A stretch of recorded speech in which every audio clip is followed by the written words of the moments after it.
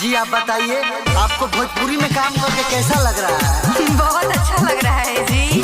अच्छा आप बताइए, आप पवन सिंह के साथ काम करना चाहेंगे? कौन है पवन सिंह? आप पवन सिंह को नहीं जानती? मैं नहीं जानती। नहीं जानती?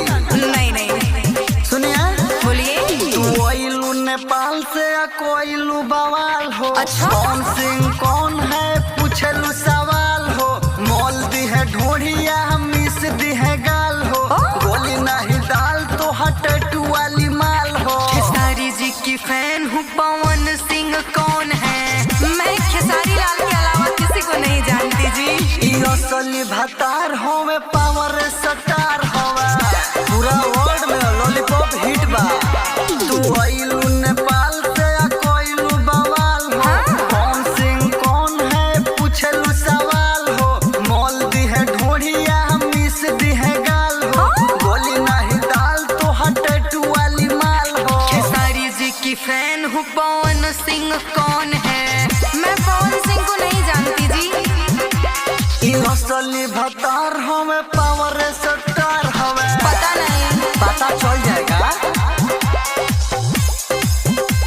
पवन सिंह कौन है? पवन सिंह कौन है?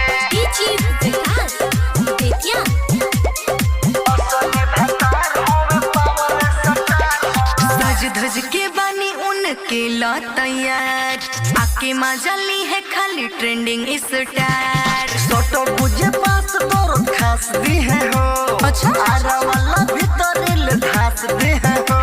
खेसारी जी की फैन हूँ, पवन सिंह कौन है? ऐसन भोजपुरी में केहू नहीं के जे नहीं के जाना। ई असली भतार होवे, पावर स्टार होवे। अब तो बुझा गई होई। क्या?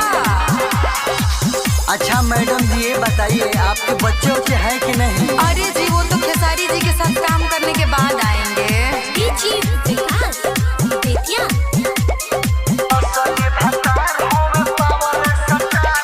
उनके तगन चले हमरा सहर जी, ना करी बड़ी यारी कलम के कहर जी। अशोक राशि को रोहित राइडर, ऊपर से नीचे दिहे जा रगो। खेसारी जी की फैन हूँ, पवन सिंह कौन है? रुकिए मैं खेसारी जी से पूछ के बताती हूँ वो कौन है।